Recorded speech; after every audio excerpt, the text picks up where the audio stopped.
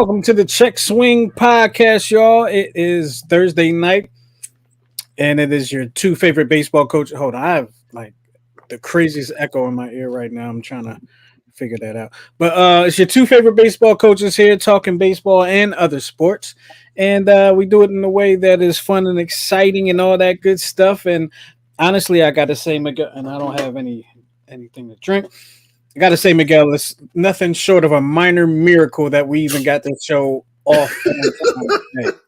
All right, I literally within a minute before the show started got my mic working. You saw that. I'm not even going to mention all the other stuff going on. I gotta shut my door because I can hear people out in the hallway because it is what it is. But Hey, shut up back there. how are you? How have you been, man? It's been a couple weeks, and how have you been? Pretty good. If I start to go blind mid show, it's because I rubbed some CBD oil on my knee, and I think I just rubbed my left eye, and it's kind of blurry right now. Other than that, I am fantastic. Your left eye is just going to relax and fall asleep, or something like that. Or something like that. Something like that. Um, Week three in the NFL is upon us. It had just kicked off not too long ago, but unfortunately, Mike Knox will not be with us tonight. The handicapper. I spoke to him earlier. He was not going to be able to make it. Prayers go out to him and his family while they are dealing with what they are dealing with, and well, we appreciate all the support that comes through, and appreciate y'all guys for checking us out.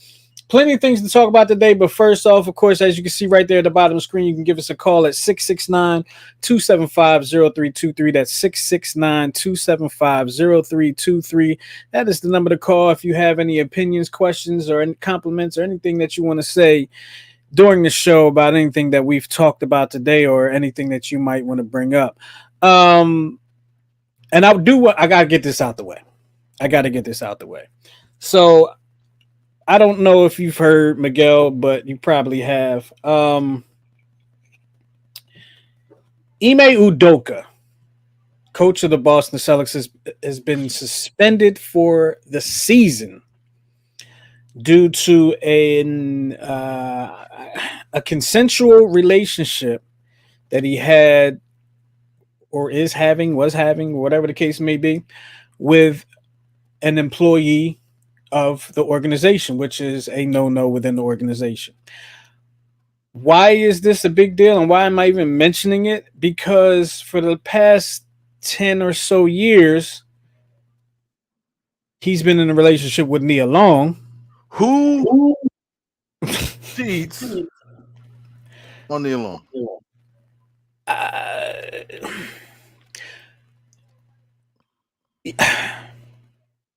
I don't know. It's kind of, it is what it is. I mean, what can you do? I don't know. It's somebody that just ain't that bright.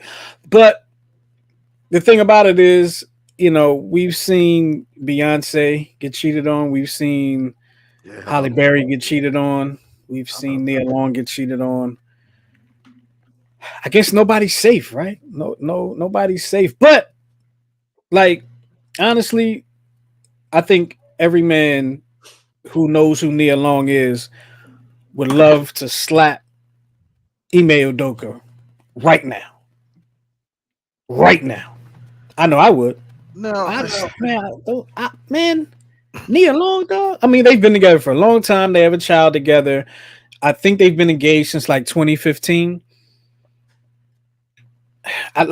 This wasn't where I wanted to go with the show, but I had to mention it. I had to talk about this dude, Nia Long. Go ahead, give your thoughts on that. I'm going to shut this door because I'm tired of hearing all the people, doing what they do. Go ahead, give your thoughts on. I'll be right back in two shakes of a lamb's tail. I went old school there.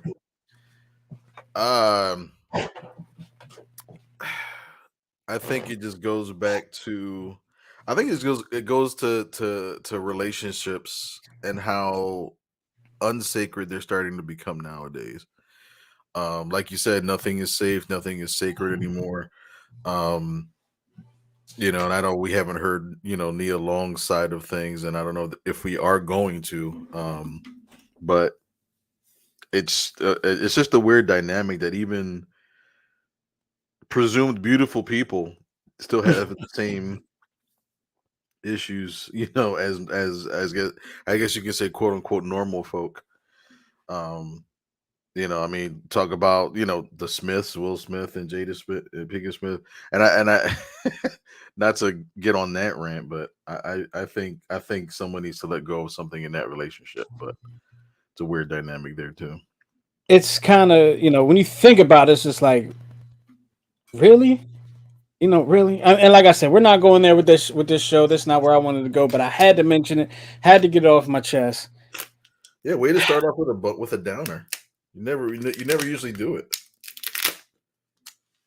Yeah, I guess you're right. I didn't really see it as a downer. I saw it as a dumber. That's how it's a dumber. Like, Well, I mean, and we got to look at it, I guess, from the bigger picture. Who knows? Maybe Nia Long, belongs to like the Scientology community and wants him to like, yeah, we don't know. you know, Yeah, yeah, we don't know the this. dynamics of their relationship. We don't know. All we are some people from the outside looking in, and we'll be like, "How you messed that up?" Well, I mean, yeah, because I mean, that could be their thing. I don't know, but he messed up his job because he was dealing with somebody within the Celtics organization. I don't know how it got out. Like, who said something in that situation. But with that being said, maybe it's a yes, sick, welcome back to the Check Swing Podcast. maybe it's a sick type of foreplay. It could be like we don't, like I said, we don't know the dynamics of their relationship, so it could be something that they do. We really don't know. Um, as I said earlier, week 3 is among us, but if you're an Eagles fan, you're still riding high of what you saw in week 2 on Monday night. Of course, we saw Jalen Hurts kind of do his thing, and we saw the whole team do their thing. It was really a team effort. The defense looked good, the offense looked good. Jalen Hurts, settled the uneasiness of a lot of people out there. That throw right there was a great throw, but it also makes me nervous. Like, if there was some, I don't know what he saw, so I don't know how much room he actually had. But that it kind of made me nervous a little bit. Um, I would have to believe some of the throws that he made, he probably wouldn't be able to have made, wouldn't be able to make against a stronger defense. But he made those throws against the defense in which he can make those throws against, and that's really all we got to see, all we got to talk about, all we can really, whatever the case may be. Your thoughts on the game from Monday night, because that game, it was fun to watch. I don't know why I like seeing the Eagles beat like, I love seeing the Eagles beat the Cowboys, and there's a lot of teams, and Vikings are not one of the teams that I hate. But for whatever reason, and I think it's because they went on to the art museum and did the whole skull chant in the art museum before the playoff game. I enjoy seeing the Eagles beat the Vikings. Well, I think for this particular week, I especially liked it because when you have Justin Jefferson talking smack about how he never wanted to play in this place or in this city, it's like rule number one as a Well, rookie: he did it never. on Monday. He was talking smack, like never say anything that's bulletin board material. Like that's like rule number one. Don't incite the other team. Mhm. Um, and this is my favorite throw. One of the things when you were talking about the throw, like how you were kind of nervous, the difference in the throws that he was making on Monday night is like they were like on a seam, like on a C. Mhm. And Throwing dots. even against bad teams last year, there was the underthrows, there was the overthrows. Like it felt like he hit mechanically, he just wasn't sound. It was like he was mechanically sound in this game. I mean, at one point, I believe he was like 11 for 11. Like, I don't care what team he was playing against last year, worst or best, he was never that accurate. And even week 1, there were some plays. I think there was a play out in the flat to Gainwell, and he underthrew it. And I was like, all right, this is the stuff that we got to get rid of. And we didn't see any of that on Monday night. He took Yeah. command of the offense, and the way he has the potential to be Donovan McNabb, Mike Vick, and Carson Wentz minus the injuries all rolled into one because he's smart with the football. He knows he knows actually when to slide and knows how to slide. Um, and I think that he takes the chance and runs where Donovan McNabb kind of pulled up and kind of stopped later in his career. Mhm. But isn't as reckless as Michael Vick. So I that's kind of like my hope, and that's what I think Jalen Hurts kind of exhibited. And I know like the Vikings aren't like the best defense, and I think they played a lot of zone that night, thinking that He plays on almost the entire game. right, and I get it because usually running QBs, because I think that was kind of this. I love this run. Um, I think against running QBs, the thought is all right. Well, if you have a lot of people, it's like the mush rush, like with Randall Cunningham. He was great in the regular season, but in the playoffs, everybody just kind of did a mush rush. They had the linebackers kind of settling back, and then one or two people would blitz, and he couldn't handle that.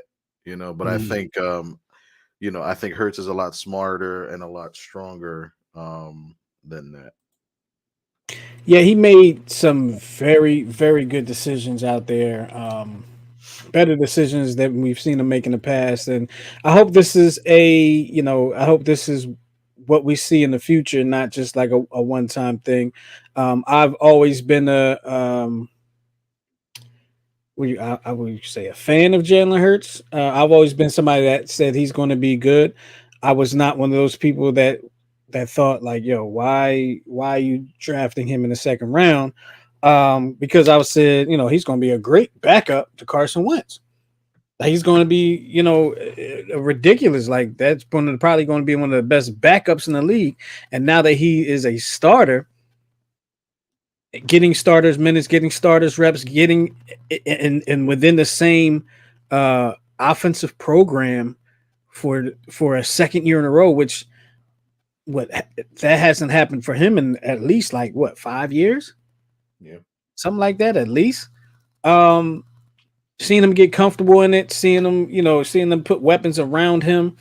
Um, it's exciting to see, and I really hope that these things continue.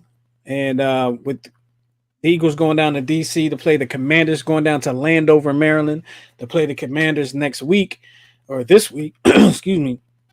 Seeing an old friend in Carson Wentz. What are your thoughts on the Commanders? I really think the Commanders are kind of like one of those teams that people are going to sleep on because I feel like the Commanders are better than people think they are. We kind of forget that they won the NFC East 2 years ago. Was it 2 years ago, 3 years ago, whatever the case may be? 2 years ago. And What do you see? How are you feeling about this game this Sunday? I think division games are always, I don't care how bad any team in our division is, division games are always the toughest. Always. Um, so I'm anticipating kind of a defensive battle unless you know there's something in the offense that some new wrinkle that they add, but usually they're low scoring games. It usually comes down to something, a turnover in the fourth quarter. Um, so I kind of see it as a battle. I would probably lean. I hate saying Eagles history always tells us there's always like a clunker first like 5 or 6 weeks. There's always that clunker game. Mhm. I was expecting it week one against the Lions. It didn't happen. I was expecting us, to split, this week, lose to the Vikings. Now we're 2-0. So it's like it's kind of it kind of has that, and I don't like to jinx anything, but it kind of has like And that. don't say it. No, no, no, no. I'll say this. It was like the season before we won the Super Bowl because people forget the year before we started off 3-0, Mm. and And then we we lost like five straight or we something lost like like five straight, right? Because that was that. Wentz's first season, so it was he was learning the offense, blah blah blah blah blah. So then the second year, and actually I'm lying, the year of the Super Bowl we went 1-1 because I remember we lost to Andy Reid in Kansas City week 2, and We then we went I on thought a run. that was week 3. I thought we were like 2-1. It was we were either 1-1 or 2-1, but it was within the first 3 weeks. But Yeah. um no, we were 1-1 because the game 3 was the game against the Giants, the 62-yard field goal, if I remember correctly. I'll have to look it up. Yeah. You could very well be right. I'll definitely have to look that up. I thought we were like 2-0 going into the game with Andy Reid. I mean, with the Chiefs. Let me fix my mic. See, if you're coming into the show a little late, you don't know that it was a miracle we got the show off on time. Um, yeah, that game against Andy Reid. I only remember it because I was like at BJ's while the game was on for some reason. I really don't know why I was at BJ's Honeydew list. during. Yeah, it might have been like I really don't remember. I can't remember why. Um, excuse me. I really can't remember. Let me see. I don't think this was. I don't know. I don't think this is right at all. Actually, no. I started at the bottom. Okay, here we go. They started. Oh, you're right. You were right. Second game of season. They played the Commanders the first game. They weren't the Commanders at the time. Beat the Commanders 30-17. Came back the next week and lost 27-20. And then you're right. Week 3 was the Giants, the 60 some odd yard field goal. Damn, Uh, my memory is impeccable. Chargers game, Cardinals, Panthers, Commanders, Niners. They crushed the Broncos 51-23, beat the Cowboys 37-9, beat the Bears 31-3. They didn't lose, of course, yeah, they didn't lose another game until they played the Seahawks. And Seahawks. Yeah. yeah, they played the Seahawks in that game and they got smacked. Well, it was 24-10, but it looked worse than that if you remember. Then they Well, came back and lost to the yeah. Rams and we lost Carson Wentz basically forever after that. Yeah. And I But remember I was driving Lyft at the time, and I remember I was dropping somebody off at an apartment complex in Delaware. I want to say along 202, and I was listening to it on the iPad, and I saw him throw that touchdown. Then I saw him limp to the sidelines. I was like, "Uh oh!" And then they said he was going to the tent, and I had a passenger, and simultaneously we let out the same expletive, and we're like, I won't ask you what it was, but I probably said the same thing. rhymes with fuck. Well, I can only I could have assume said that. schmuck too, but Yeah. Um, let's move forward because I don't have my notes up because, like I said, we we got everything going at the last minute today. Let me go ahead and pull these notes up if I can. Of course, now my iPad wants to be like, hey, I want you to put the code in and everything. Um, the Phillies, because I want to talk some baseball. We gotta talk some baseball. We're getting very close to the postseason baseball. Um, and the Phillies are actually playing right now. If the game is not over, I'm not looking for an update on that because I really, I'm not looking to be angry during the show. However, up until last Phillies, night, Phillies are people are at going 1-0. to say it again. Phillies are at 1-0 with the bases loaded. Okay, good. That's cool. I mean, I'm not confident, and but it is what it is. They lost 5 straight up until the point that they won last night. The game before last night, 18-10 was a crazy game. 18-11 or what, something like that. You score 11 runs in a baseball game, you're supposed to win that game, of course, unless you give up 18. Um, a while ago, you said the Phillies are not going to make the playoffs. I'm going to ask you this like every week. Do you still feel the Phillies are not going to make the playoffs?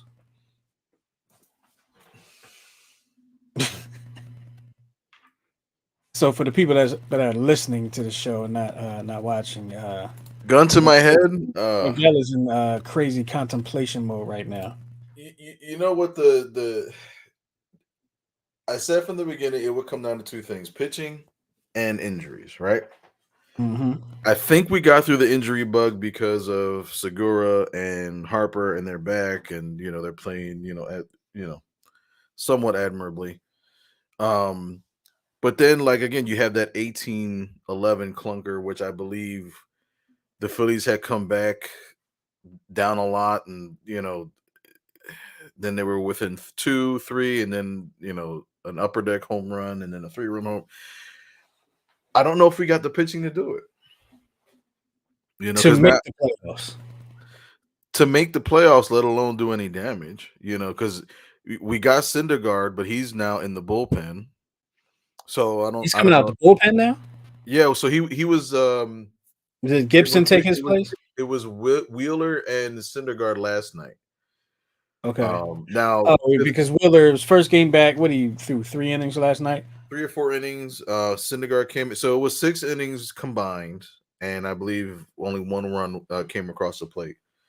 So fairly you know adequate outing for both, but I think in the last like 5 or 6 starts, like Syndergaard averaged like 5 or 6 runs. So it's like you took a chance on him. It was kind of like low risk, high reward. Which the Phillies have had a history of attempting to do that. Mhm. And at the end of the day, I don't know if I mean the Mets have you know what's his name? Edwin oh his last name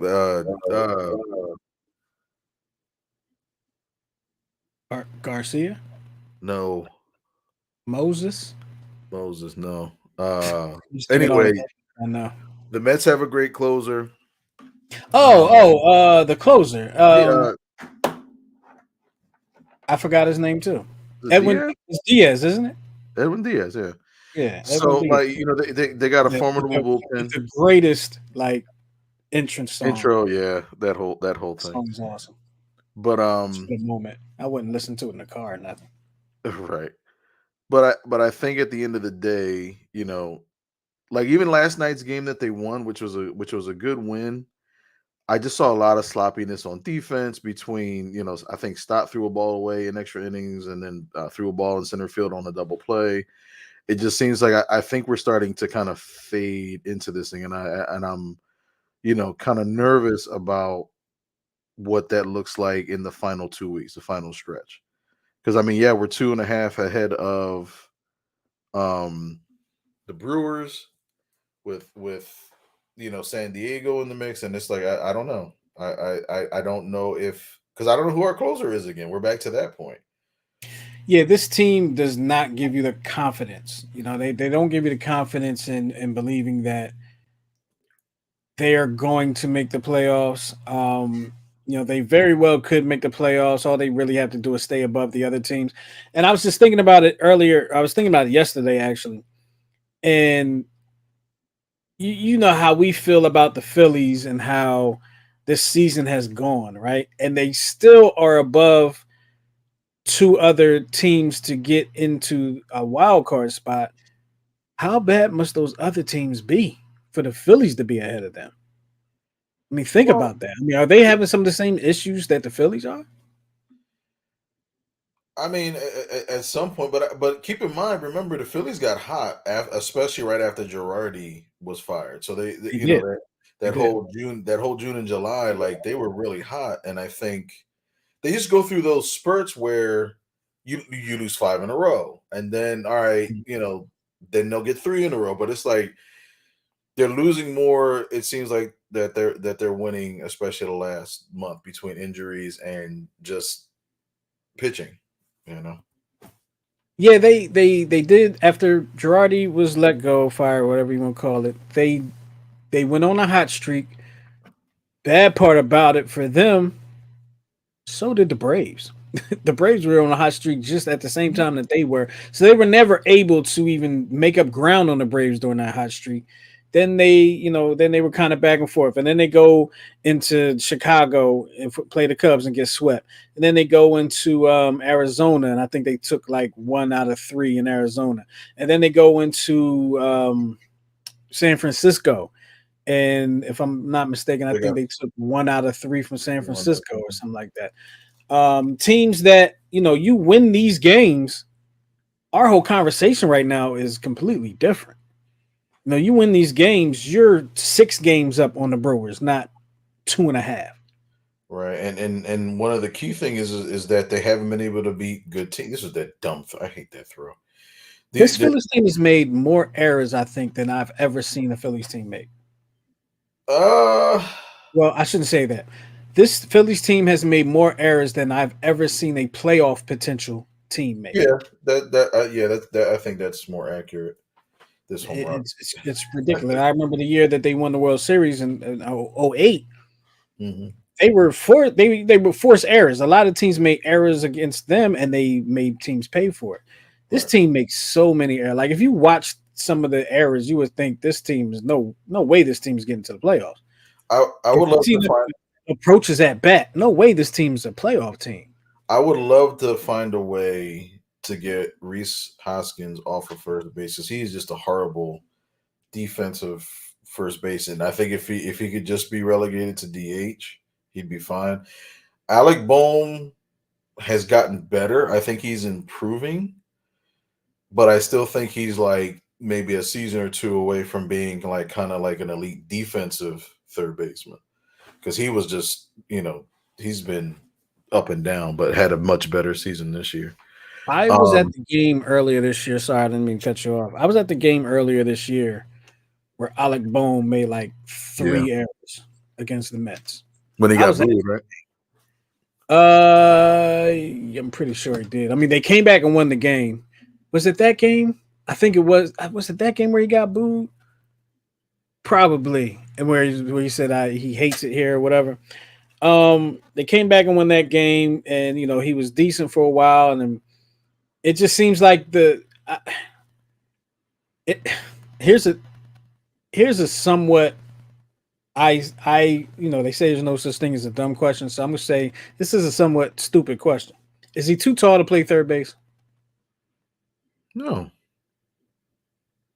Okay. I'm just wondering because I mean, I'm sure there's probably been taller, but he's like lanky tall. he is He's like like doesn't lanky even tall. fit the third baseman mold. So I'm kind of wondering, put him at first, put him in the outfield. I don't know if he can play first, but put him at first, put him in the outfield. That's the type of build he has. He doesn't have the third base build to me, and throwing balls into the outfield, throwing balls into the crowd, now the net. It's not going to get you through. And if you're not making up for it at the plate, then gotta make some decisions. Well, he played some first base too. Um, Played a on little first base last year, or was it in the minors? both. Maybe that's your way to get Reese off, and then you put Reese out in the outfield. Can he play the outfield? No, absolutely. They tried him in the outfield. We got to have Reese in the lineup because Bryce is a DH right now. He can't play the field right now. We got to have Bryce in the lineup. We got to have Reese in the lineup.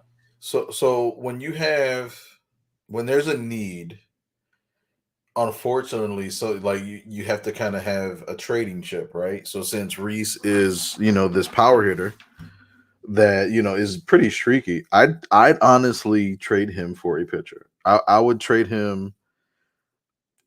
I love the idea of getting like Carlos Rendon from San Francisco because he's a lefty, pitches to contact, ground ball pitcher, and it's what we need. They need they may need a power hitting DH or first Almost baseman, but can't throw the ball away. right.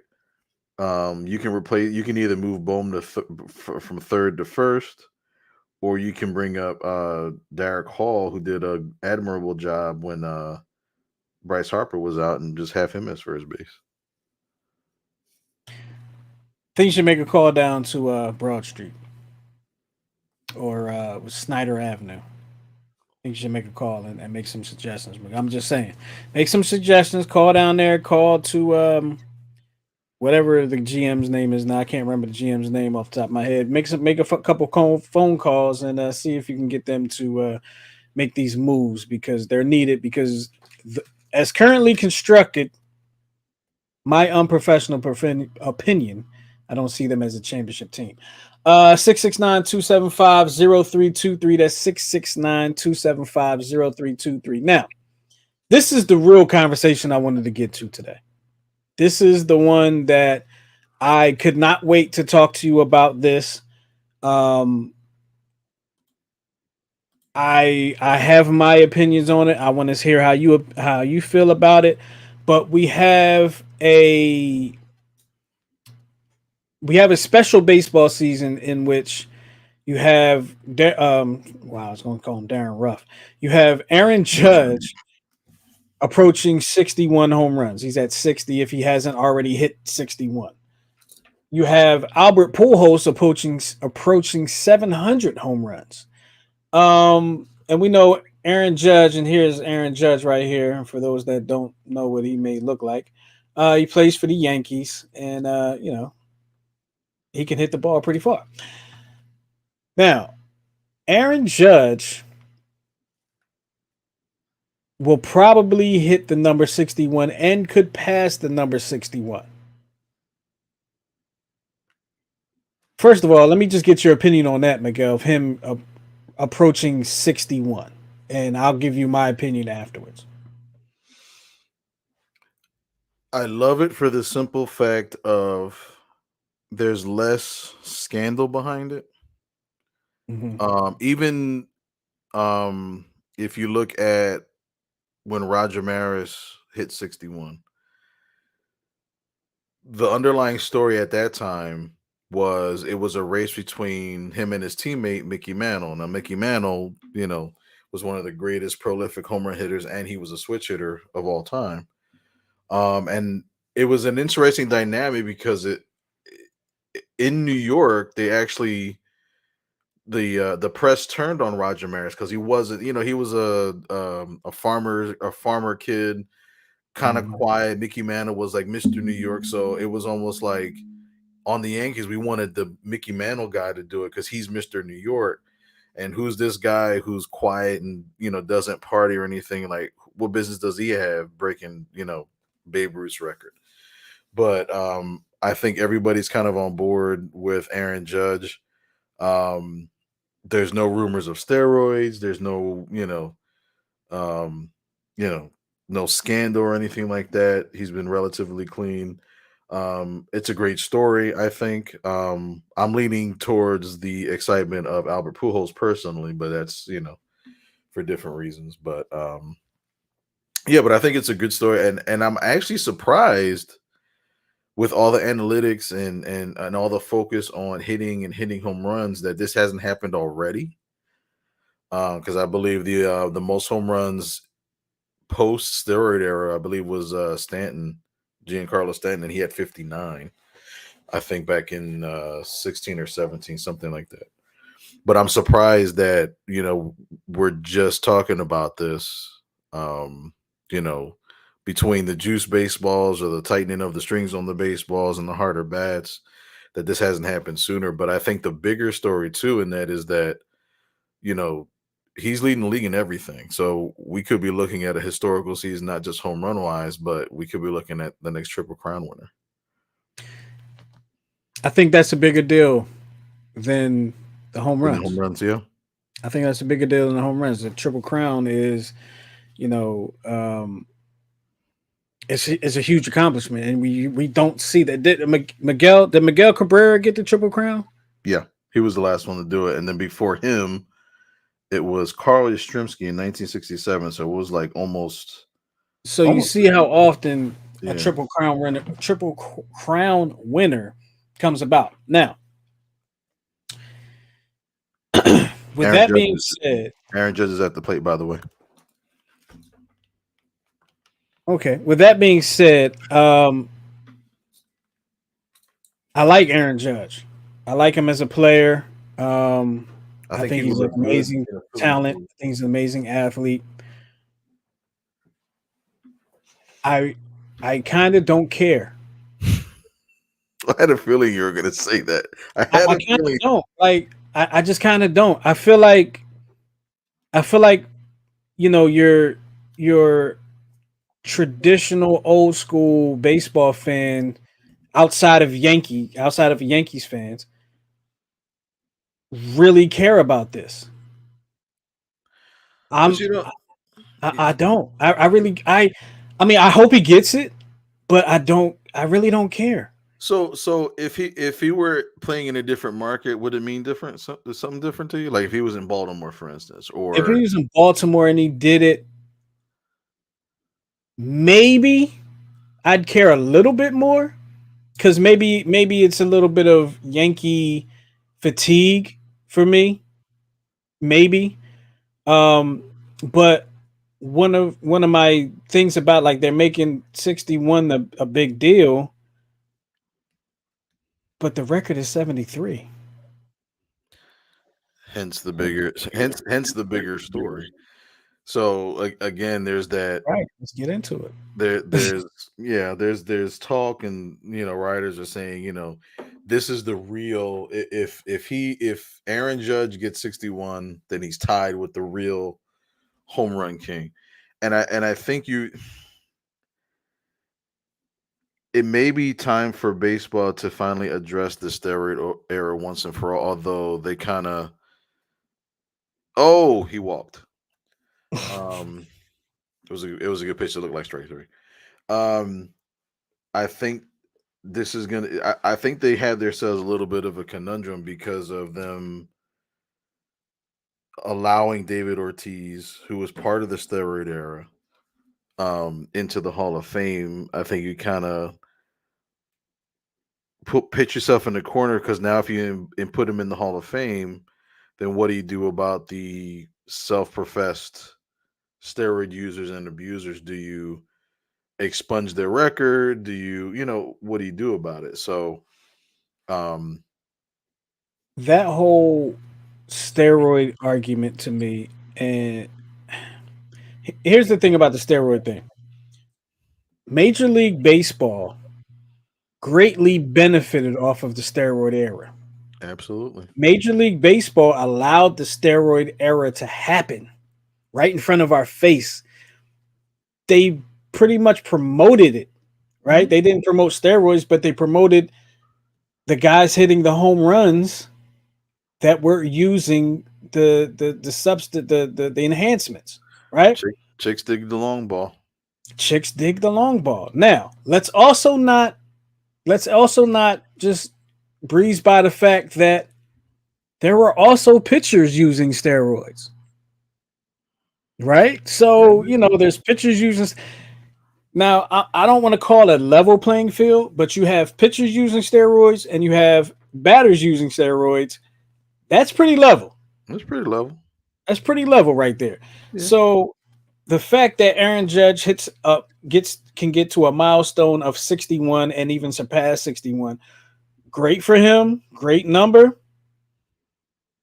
But the pomp and circumstance for me is almost unnecessary. Like I hope they don't like stop the game and do all that. I hope they don't do that because let's be honest, like I said, the record is 73. Now, What? Yeah.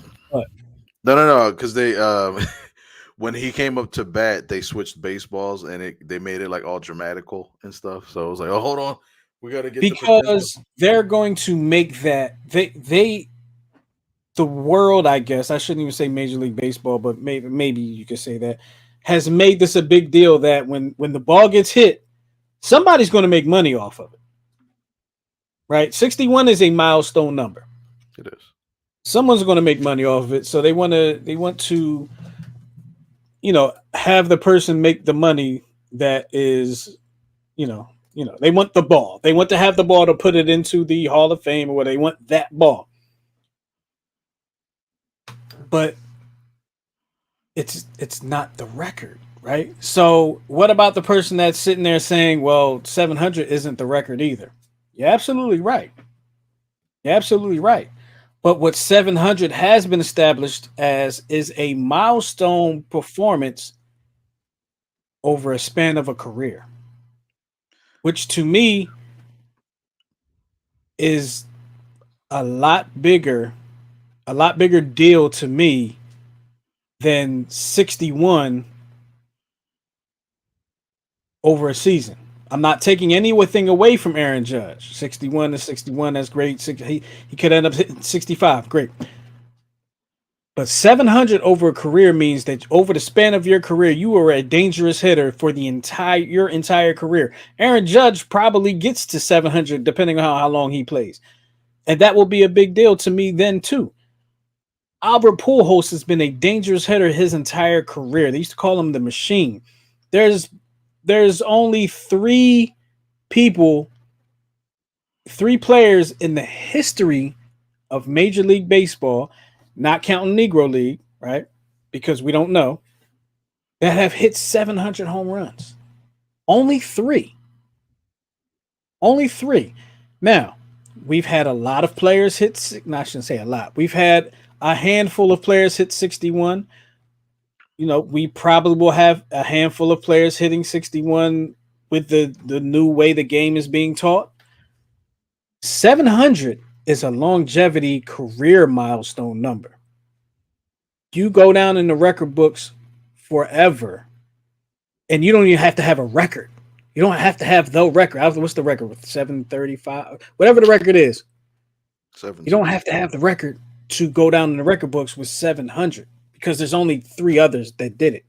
Barry Bonds, Babe Ruth, Hank Aaron. Willie Mays was close.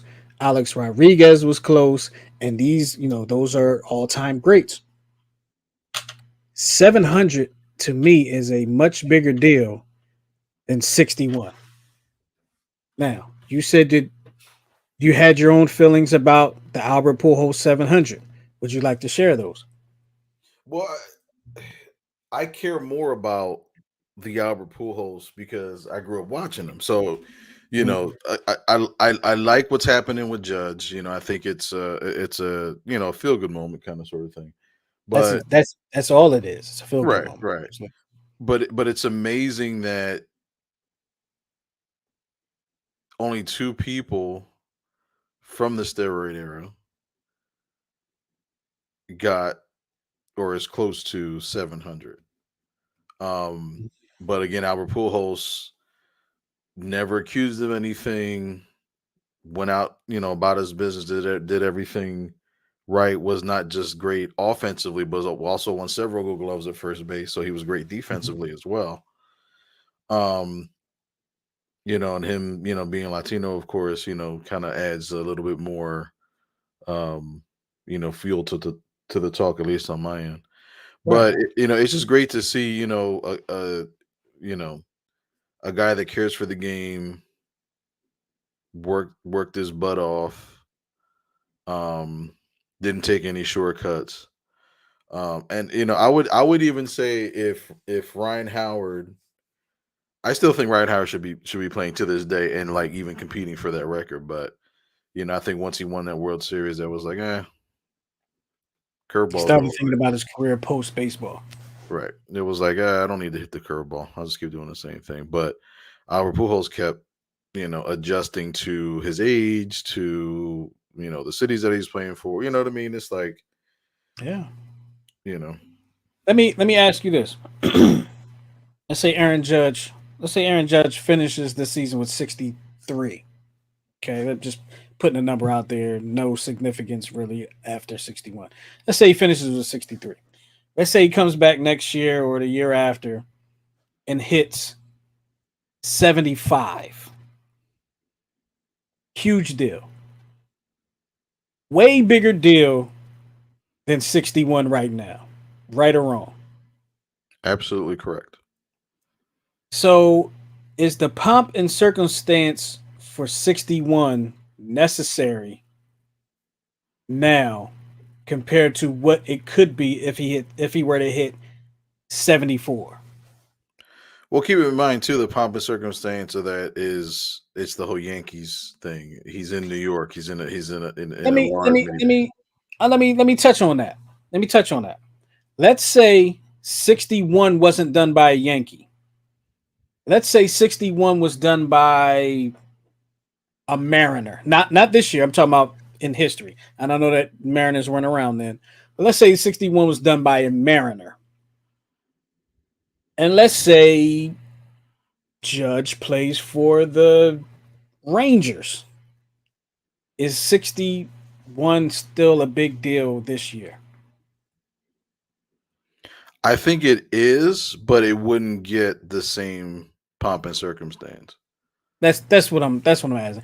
It It is would. it's still a big deal in theory, Mhm. but the fact that he plays in New York, the fact that it's a New York record, makes it a whole lot bigger deal in the eyes of baseball fans.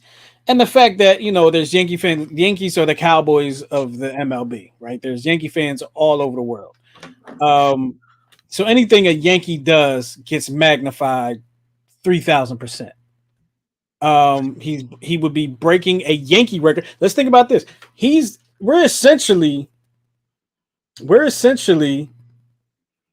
celebrating him for getting ready to break a team record. There's no Well, other team in the MLB where we would celebrate him breaking a team record. no, he would be break because so 61 is the American League record. So if he breaks Uh, that, he would have the American League record for home runs in the season. Mar- Maris didn't hit 61, Right, that's the American League record currently. and done by. Okay, I see what you're saying. You see what I'm But he saying? was a Yankee, right? He was a Yankee, right? He was a Yankee, so it's an American League record. Yes, So that's a pretty big deal. a Yankee breaking a Yankee record. Like I'm Right. looking at it as I'm not even looking at. I didn't even think about National League, American League. You. That's why you're smarter than me. But what I'm saying is, I don't think anybody says he broke an American League record. I don't think anybody said. Well, they might say that because that's what it is. I don't think anybody says he breaks a Yankee team record, but it's a bigger deal because he's a Yankee breaking a Yankee record, and it's a Yankee team record. It's also an American League. I never even thought about that.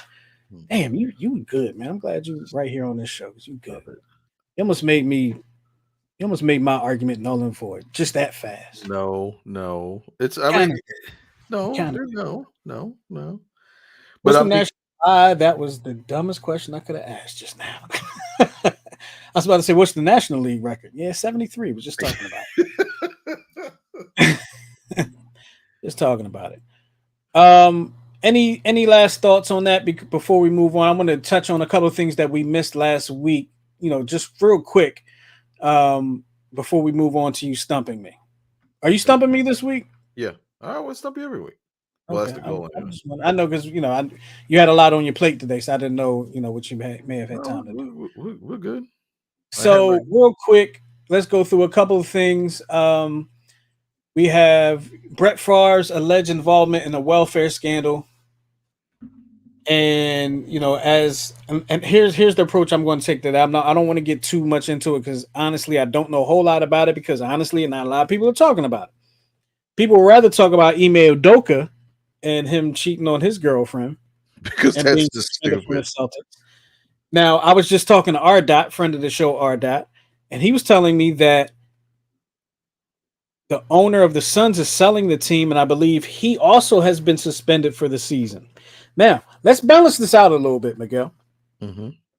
I forgot the name of the owner of the Suns. I didn't write it down because funny thing is, as we were talking about it, I was doing something with the microphone, and long story.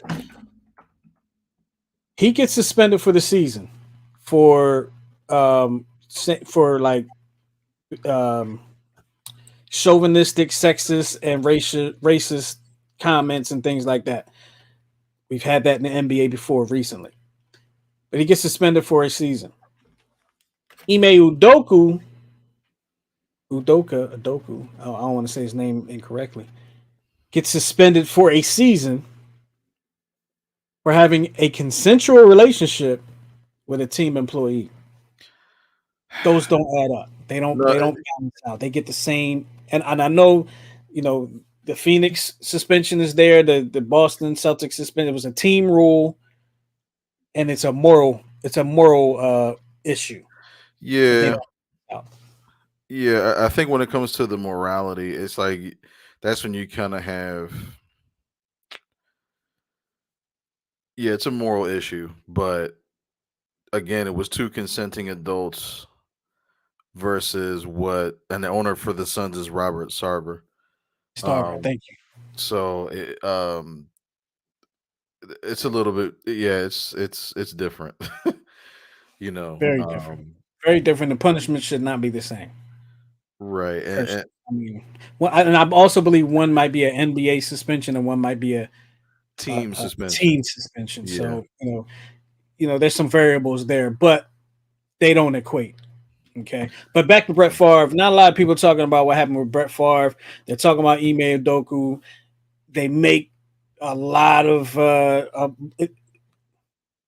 Jameis Winston took 30 something dollars in crab legs from a grocery store when he was in college, not making money. Now we've made jokes about that on this show. Most well, doesn't matter. But you got Brett Favre basically taking millions of money from like welfare recipients. It does not equate, and they basically drug Jameis Winston through the mud, college kid through the mud during this. Brett Favre is coming out scot free.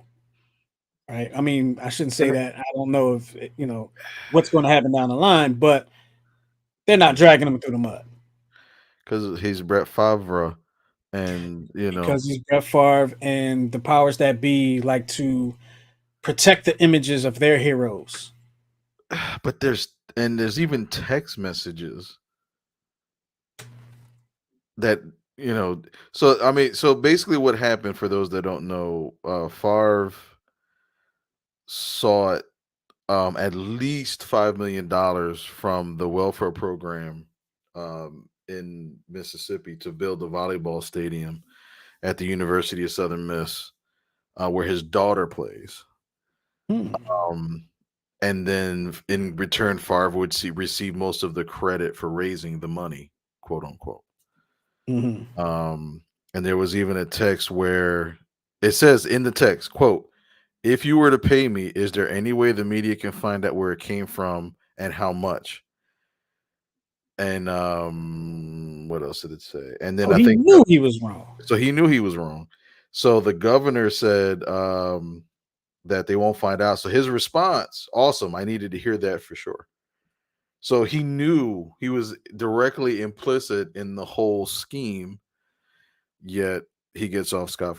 I mean, you always have the double standard, especially for heroes. And I hate to say it, but the South is the South, and they treat their heroes a little bit, in traditional fashion, for traditional reasons. I'll leave it at that. But Hmm. um, there you go. Um, Listen, but as of late, neither one, the governor or Favre, have not been charged with a crime. But he's being questioned by the FBI. Um,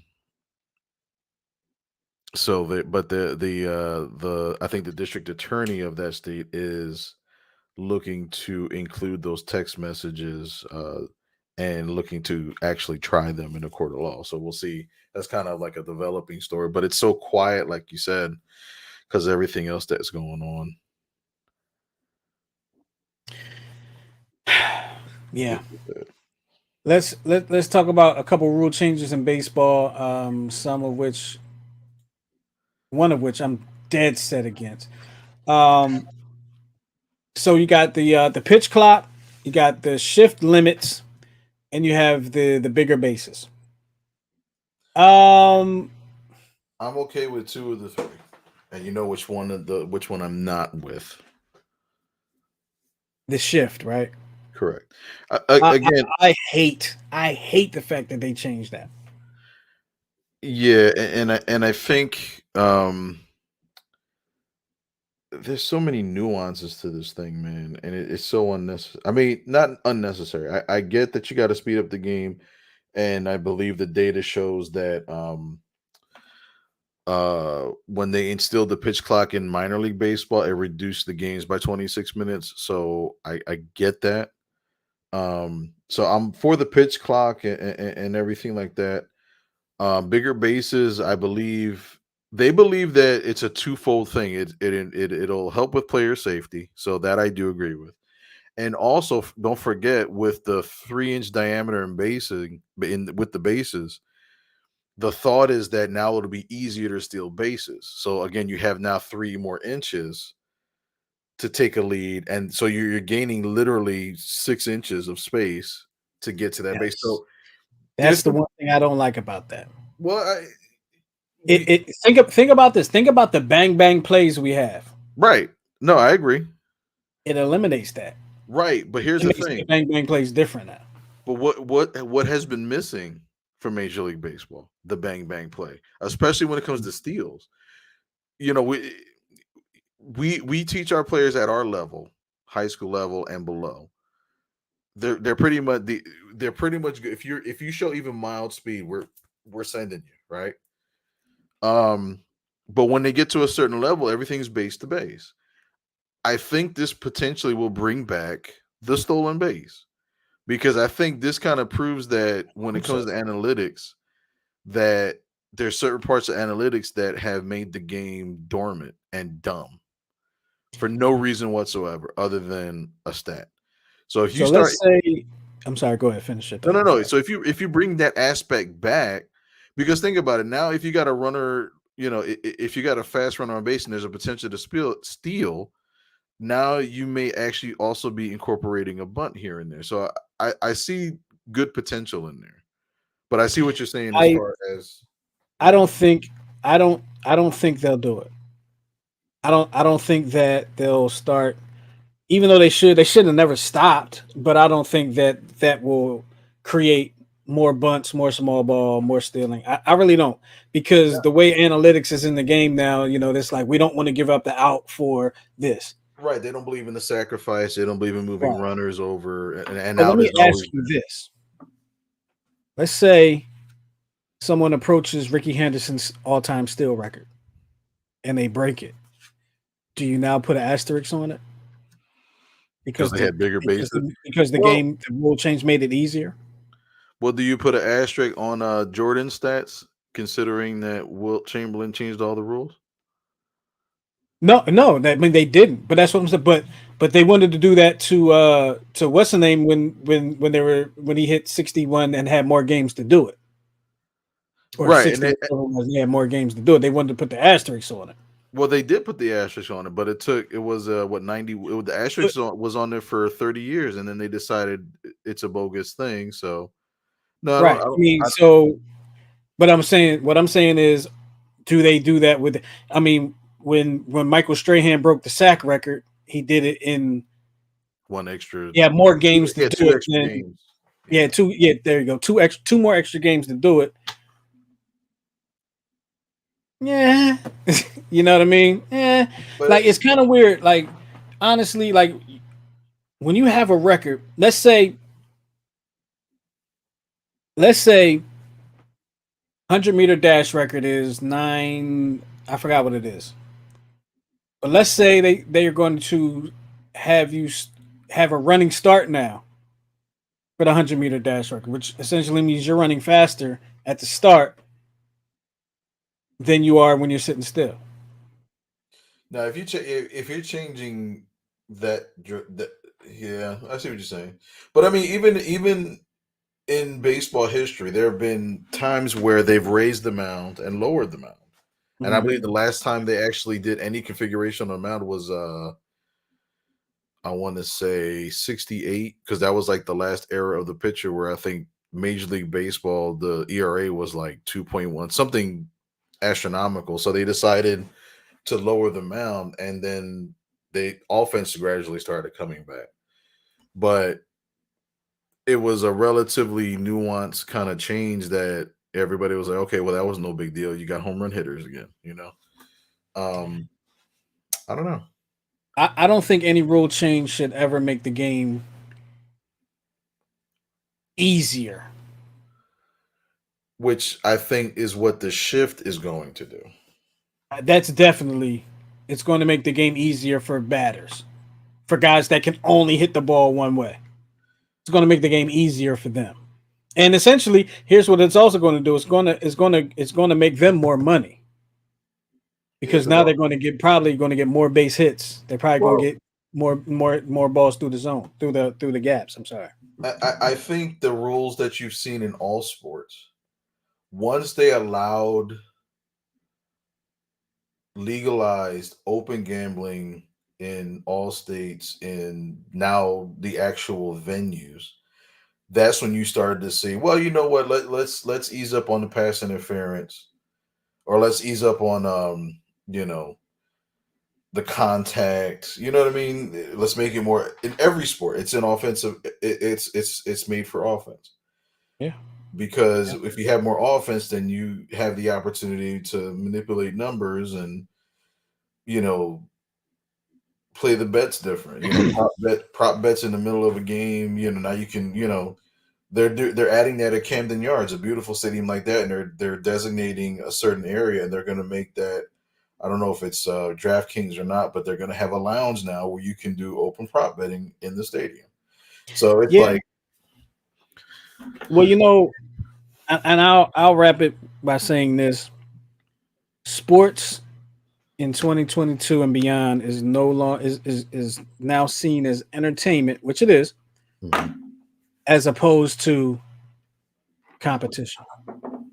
Sports is no longer seen as competition; it's seen as entertainment. If you when you make rules to enhance the scoring, when you make rules to enhance moving the ball down the field, when you make it easier to score, when you do things that keep you from putting your hand on the defender, now it's a forearm, or it's now entertainment and it's no longer competition anymore. That's just my thought on it. We are going to get into the stumping portion of the show, brought to you by Miguel Sanda. And let's see what we got here. Oh, it made it fancy with the little off tilt with the shadow on it. I like it. I had a feeling you were going. So that's a nice drop shadow. It makes it Yeah, look like a yeah, sticky note. I see. Makes it look like it's just kind of floating and kind of just landed on the table. All right, so we got a two-time All-Star, Silver Slugger, War number 5, mostly in his career. Looked like he played for the Reds, Phillies, A's, Tigers, uh, You always go. Nationals. I'm guessing. I'm looking at Padres. How many of those? Rockies? Is Rockies in there Yeah, too? yeah. So here are the teams: Atlanta Braves, Cincinnati Reds, the Cardinals of St. Louis, Philadelphia Phillies, Anaheim Angels, Colorado Rockies, Oakland Athletics, and your San Diego Padres. Now I have no idea if this guy played for all those teams, but I'm going to guess Marquise Grissom. Good guess. Incorrect, however. He Yeah. mostly wore nine. I could not remember what he wore. It's funny. I do like I I have lost the knowledge of jersey numbers. It's crazy. I don't know how that happened, but I did. I used to know everybody's anyway. What position did he play? And what air? Well, he played for the Rockies, so it's at least the '90s on.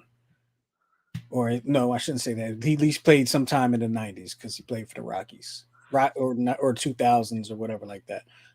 But what position did he play? He was an outfielder. Damn, that doesn't help.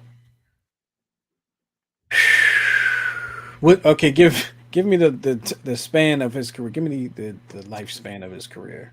I'd say 91 to like 04, 05.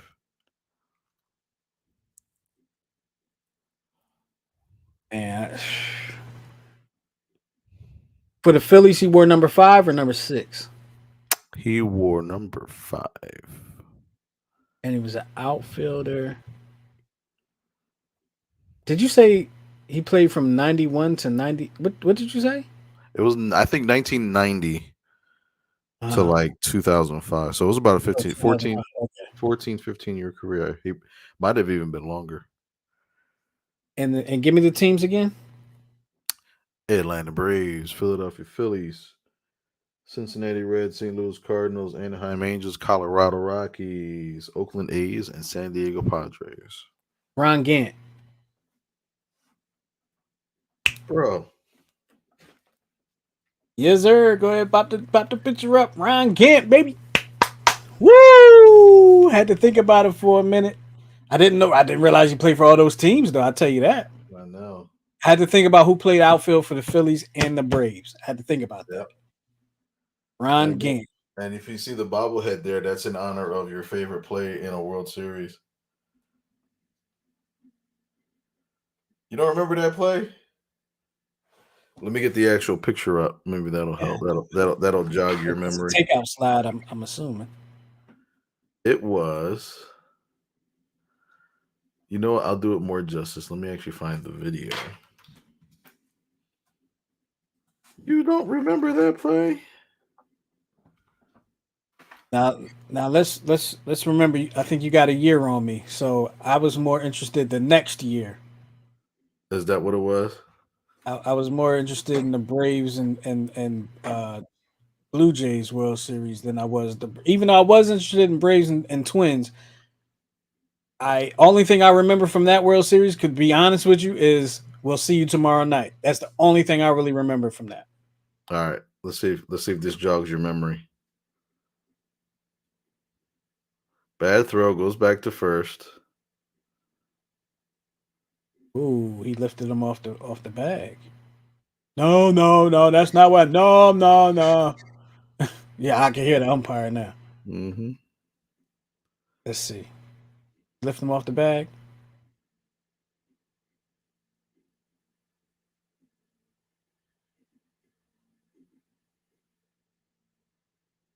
That's a young Ron Gant too. Was Ron Gant on the juice? He looked like it when he was on the Phillies. He did look like when he was on the Phillies. Yeah, he was stacked when he was on the Phillies. Man, wow, Ron Gant. I can't believe I got that. To be honest with you, I can't believe I Can't got believe that. I can't believe you got it either. Wow, Ron Gant.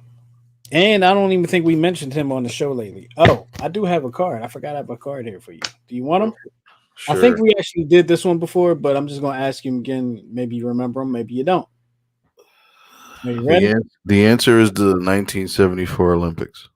You're right, but this is easy. It's football, so I think these are pretty easy for the most part. There's one on there that's like I have no idea, but these are pretty easy. So here we go. I'll start with this one. This is why I'm pretty sure we've done this one before because I remember this question. How many total players on both sides of the ball may be on the field while the ball is in play in football? 22. That is correct.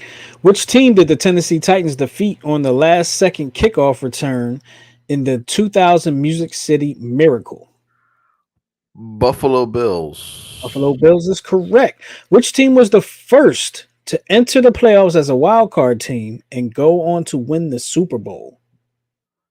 Oakland Raiders.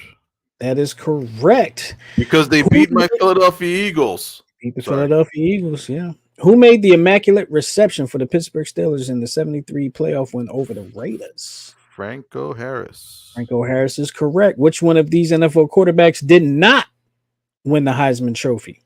Lamar Jackson, Baker Mayfield, Patrick Mahomes, Kyler Murray.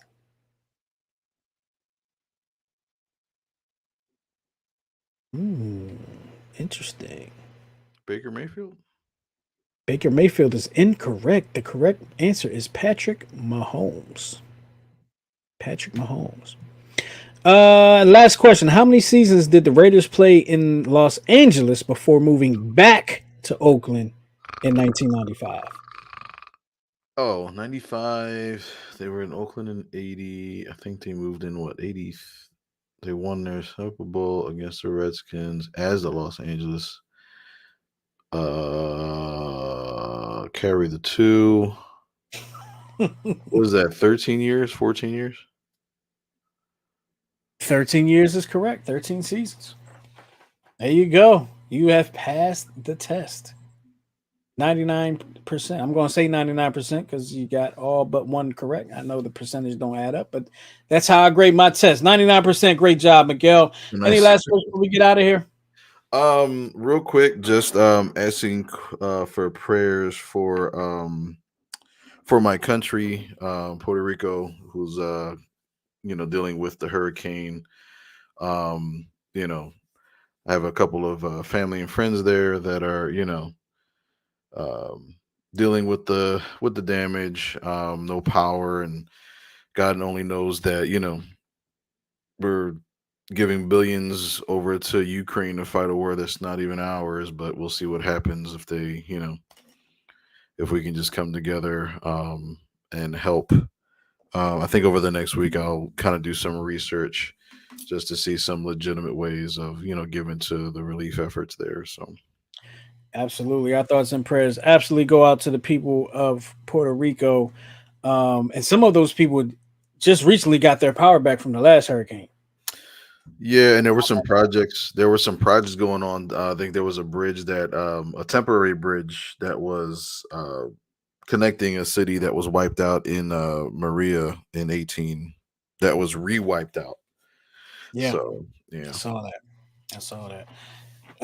Very tough. Very tough to see those images, and like I said, prayers go out to the people of Puerto Rico, and hopefully, they can recover. They will recover, and hopefully, we will help them recover as a country because they are part of the United States, and we should help our people, just like you're helping the people of Ukraine.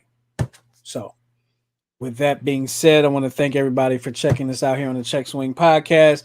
Do remember this Sunday, September 25th, is the return of the 10-7 show. So Woo. definitely keep an eye out for that. We will be returning. We're asking the question, why do some women stay with men that cheat on them? Ooh. See if Neil Lyons, I didn't even think about it. Kind of goes in line with what we just found out today about Ime Udoka and Neil Long. But we'll ask that question. Maybe maybe we'll get into that discussion too. But definitely Sunday night, 7 o'clock. Make sure you check us out over the return of the 10-7 show. And like I said, with all that being said, we appreciate y'all hanging out with us here on the 10-7 show and in New Twist Radio. Make sure you check us out. The audio portion of the show will be available on demand tomorrow on Google Podcasts, Apple Podcasts, Spotify, iHeart, all that good stuff. Definitely check us out and tell a friend to tell a friend to tell a friend to check us out as well and tell your enemies too. All right. For Miguel and myself, we're out of here. We'll talk to y'all next week here on the Check Swing Podcast. Peace.